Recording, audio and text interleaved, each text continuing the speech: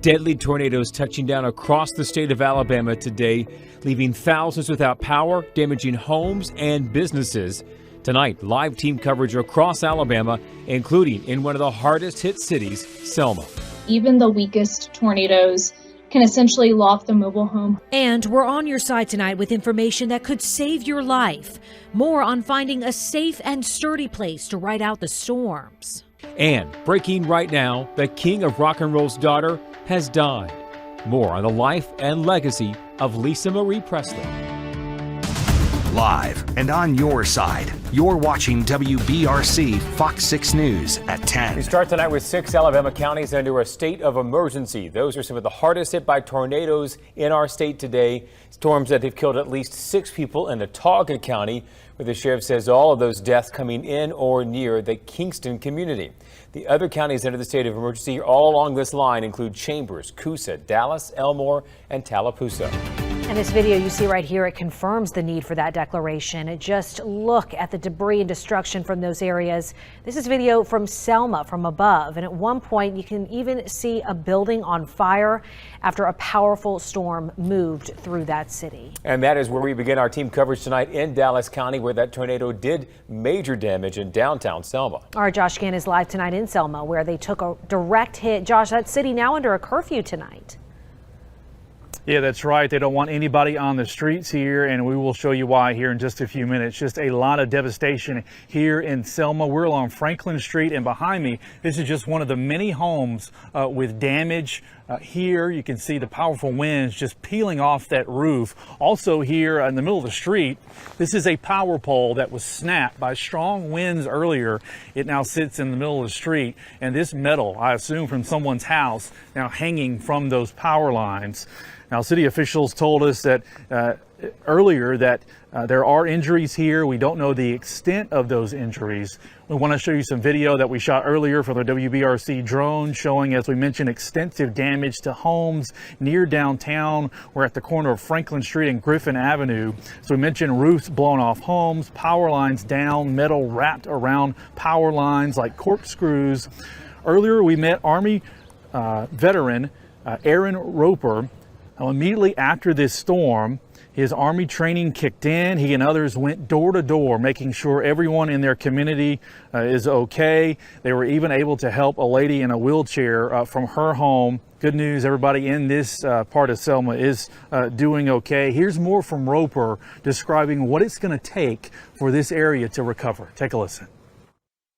Times like this is when everybody pulls toward the center, and we call that really pulling together. And right now, as I said, we need everybody pulling in one direction. We need everybody to pull in one direction so that we can, get everybody, number one, to safety, and number two, as I'm saying, get them back to a normal state of life.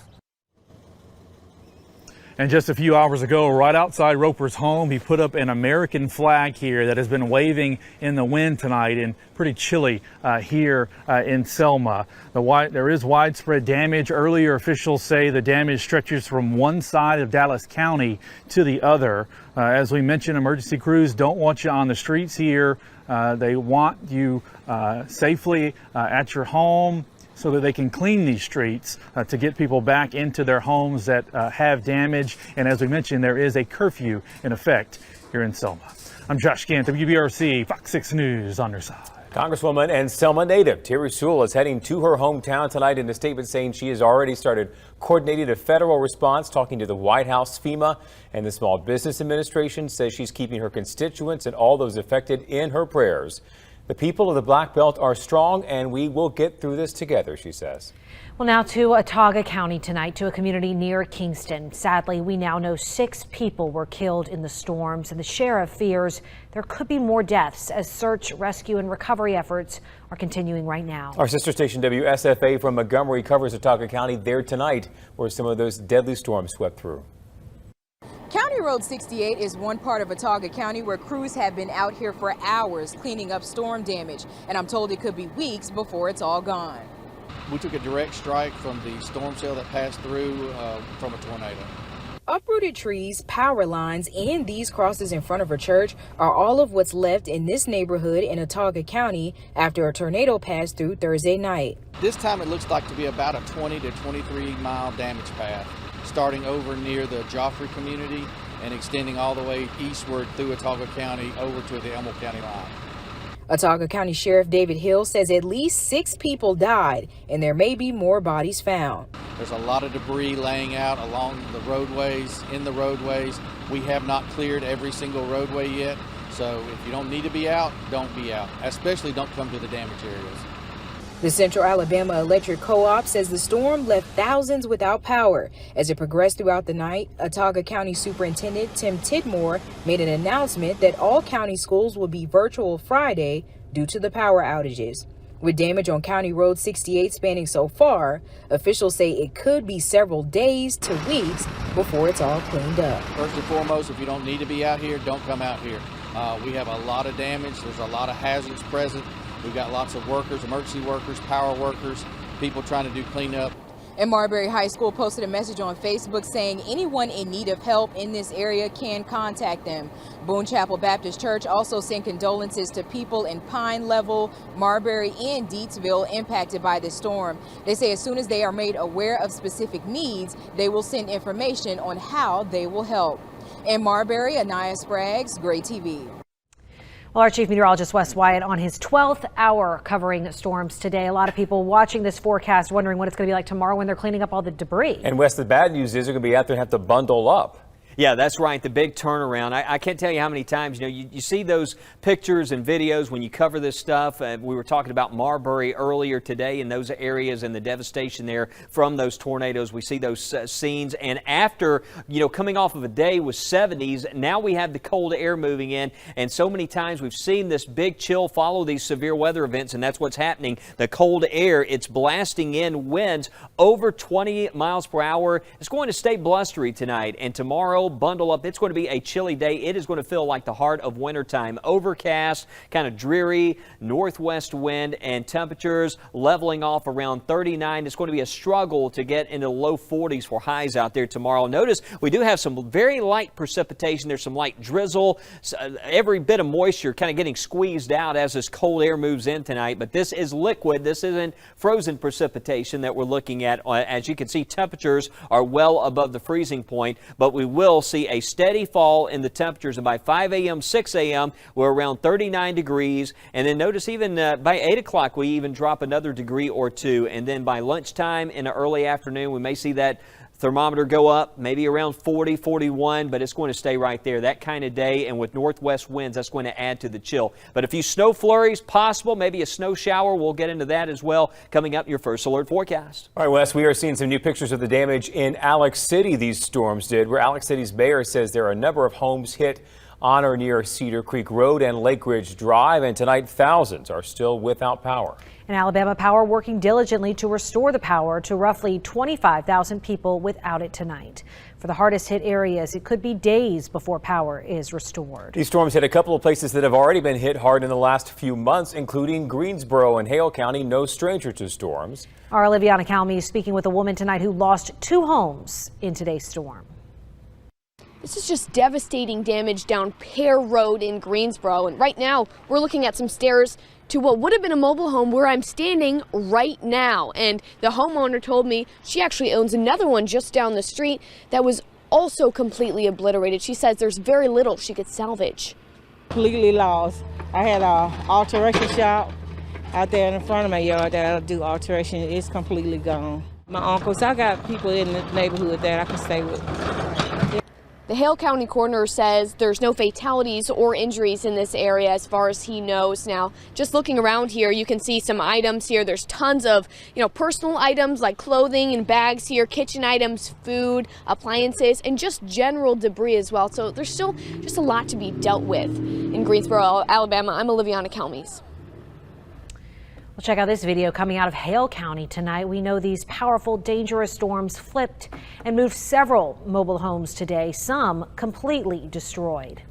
Our Lauren Jackson joins us live with why experts say if you live in a mobile home, you're actually safer outside of that mobile home than inside during a tornado. Lauren. Yeah, Catherine, it's because mobile homes are not site-built structures. So even the weakest tornado can lift a mobile home hundreds of feet in the air. Experts tell me you are better off seeking shelter outside in a ditch. Jefferson County EMA officials say it's because the tornado winds can get underneath the bottom of the mobile home, and that's how it gets lifted and thrown into the air. Now, that includes lofting anyone into the air that was seeking shelter inside the mobile home. But if you're outside in a ditch, covering your head and neck, it's harder for the wind to get underneath you. And emergency officials tell me that gives you a better chance of staying on the ground, making it safer than a mobile home.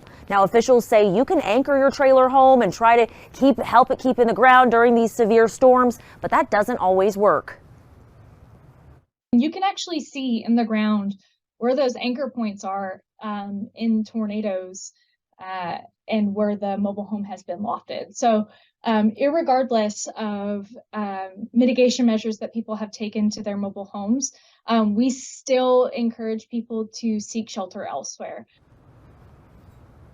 Now, Sizemore says it's good to take those mitigation efforts, but it's not the end-all be-all. She says the best thing you can do is seek a site-built shelter. That's going to be a brick building, a church, a storm shelter, a neighbor's house, anything that's stationed to the ground, a gas station. She says anything you can find is better than staying in your mobile home. Live tonight in Birmingham, I'm Lauren Jackson, WBRC Fox 6 News, on your side. Such important information, Lauren. Thanks. Now, first responders across the state are heading to the most affected areas tonight.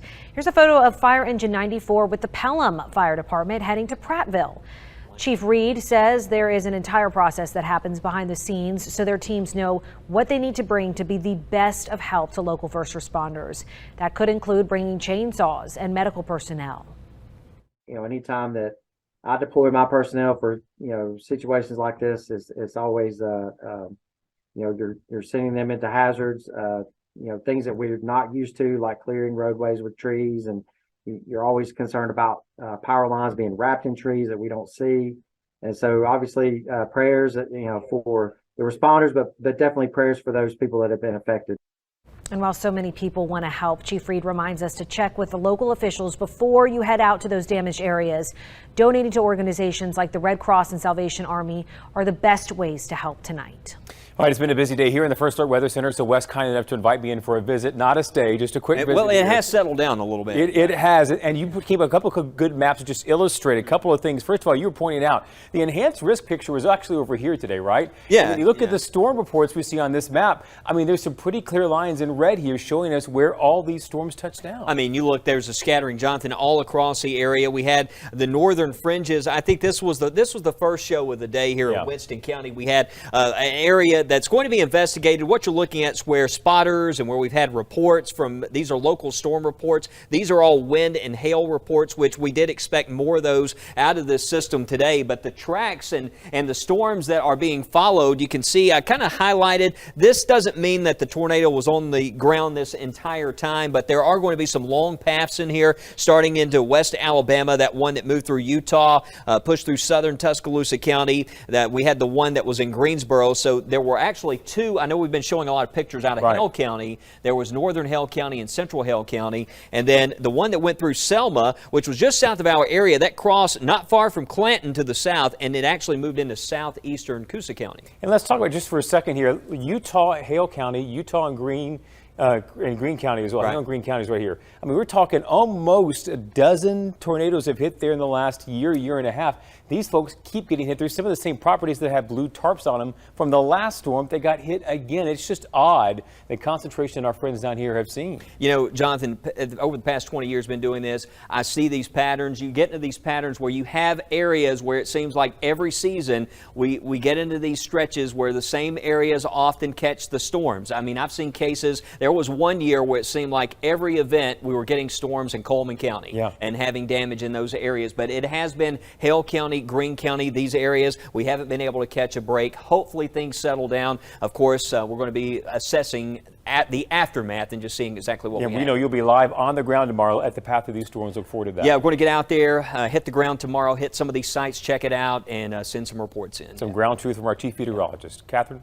All right, some tragic news tonight. Lisa Marie Presley, the only child of Elvis Presley, has died. She had been hospitalized earlier in the day after reports that she went into cardiac arrest. Presley had just attended the Golden Globes on Tuesday. Her mother, Priscilla Presley, says, quote, she was the most passionate, strong, and loving woman I've ever known, end quote.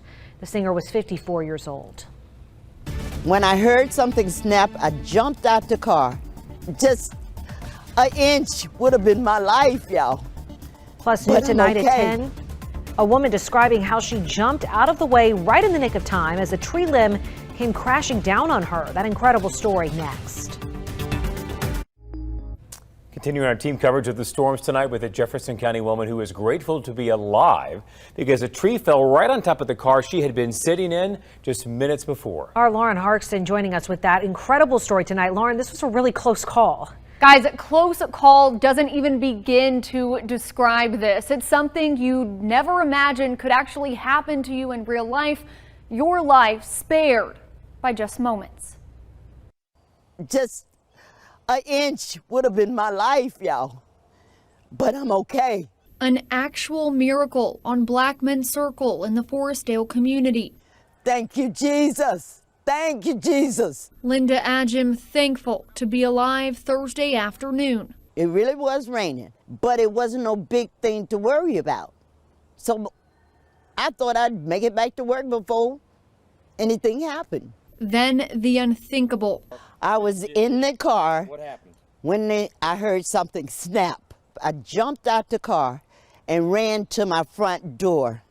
As I ran to the front door, I looked back, the tree was coming down. I was in that driver's seat right there.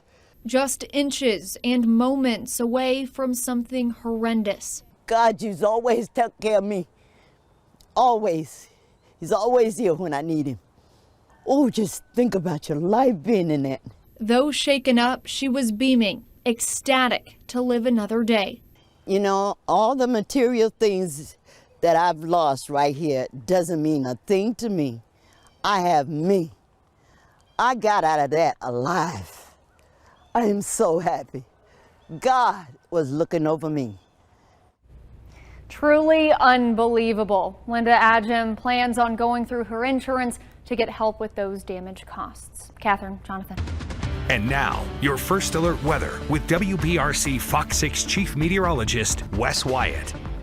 Well, the latest power outage number report here coming in from our First Alert AccuTrack system. You can see, of course, around Selma, 8,000 customers. A lot of these areas here without power tonight where we had the tornado damage, and there was quite a bit of damage around Lake Martin here. That storm, it moved into southern Coosa County earlier today. It's windy out there tonight, so there could still be a few random outages as the winds pick up. We have gusts over 20 miles per hour. Cold and windy. That temperature is dropping like a rock. We're going to have temperatures dropping into the upper 30s over the overnight period, and then it's going to be a struggle to break back into the 40s during the day tomorrow. But notice how the clouds have filled in again, and this is one of those setups where we get these low clouds that build in and you just can't get rid of them. They'll be with us throughout the day tomorrow and probably into the evening, and we'll start to see some breaks there by early Saturday morning. But looking at the clouds, there are some showers still showing up. You can see a little bit of green there on First Alert AccuTrack radar. We got some very light precipitation, some drizzle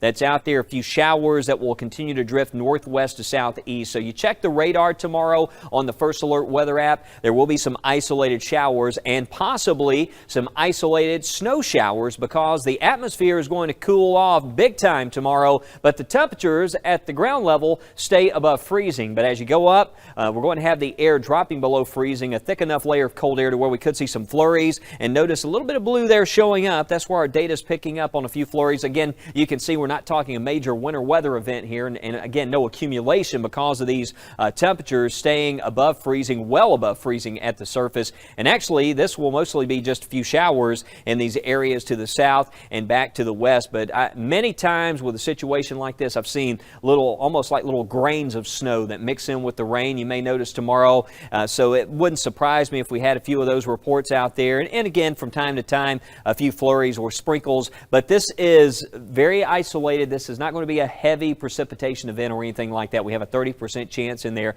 but certainly you may need to flip on the windshield wipers once or twice tomorrow. And notice that temperature, the clouds stay with us. This is 10 o'clock tomorrow night, and once we start to get the moisture out of here, the sky clears, big drop in temperatures down into the 20s early on Saturday morning. So Saturday morning, we will start out in the freezing range. But the dry weather will be there for Saturday. We'll enjoy some sunshine. And then Sunday, stop it right here. You can see the time right there, 1 o'clock. We're showing 50s and some breaks in the clouds. It will be not a bad day, nice day for most of the holiday weekend. We get into the Martin Luther King holiday. During the day looks dry, but look at this. This is 10 a.m. on Monday. There's rain coming. There it is Monday night and into Tuesday. There's a midnight. So we're going to have some showers returning overnight Monday into the morning on Tuesday. And what's happening here? Look at that arrow. That's that wind from the south. We've got the warm air. It's moving our way again. And actually by Wednesday, we'll have highs close to 71 degrees again by the middle of next week. That means around next Thursday,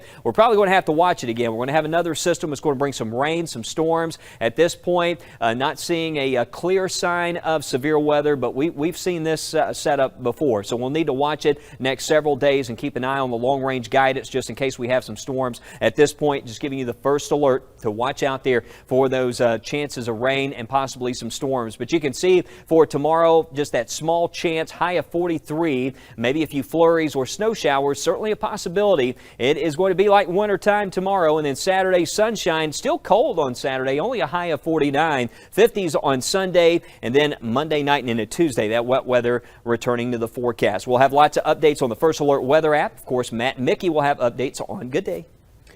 The Moody landfill fire burning for 50 days now. Students in some local schools concerned about how the fire is impacting their health in class.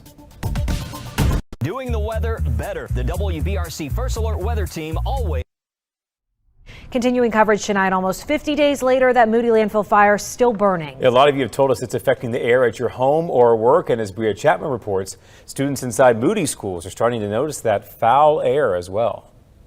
A little smokier every now and then, and it's just like an overlooming thought, kind of. It's a little scary. These Moody High juniors say the landfill fire is the biggest subject in school right now. And it's a scary all the time. Yeah, it's a scary topic. Friend Sawyer, he went outside his house and he went out and then he saw a bunch of fog, or he thought it was fog, but it was actually smoke. And then he started smelling it and was like, he went inside. And these students say the odor is not just in their neighborhoods. You can definitely smell it when we're in school. Like when I wake up in the morning, I can smell it all in the morning, and then when we get to school, I can smell it on people themselves. The smell isn't the only issue these students are dealing with. Now they're concerned the fire may be impacting the way they feel. Say about 2 weeks, I definitely had like a cough. I've been coughing a little bit more. I've been feeling a little more sick.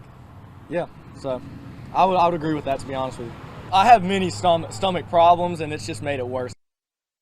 As our Bria Chapman reporting, St. Clair County School Superintendent says they have installed dozens of air quality monitors in schools to make sure they know exactly what is in that air. We'll have your final forecast in just a moment. We always encourage you to join us for Good Day Alabama, and especially tomorrow when Mickey Ferguson will be live in Selma with the latest on the cleanup efforts in that hard-hit area. We'll also be live in Utah.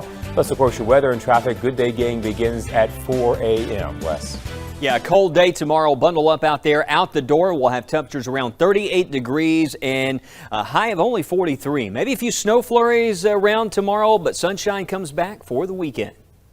All right, just crazy weather. I mean, Yeah. you've got tornadoes one day and Yeah. then possible snow flurries. I know a lot of people have a lot of cleaning up to do outside, so they're going to have to bundle up, wear gloves as they're picking up all the debris and fallen limbs. That's right, Randy. If you want to track all that on our WBRC News and weather apps, you can throughout the night. As we said, Mickey live in Selma starting at 4 a.m. tomorrow. Our Good Day team will be with you from 4 until 10, covering all the cleanup, sunlight. Who knows what that's going to bring? Stay with us here. We'll be right back to close out your week tomorrow night. Have a good evening.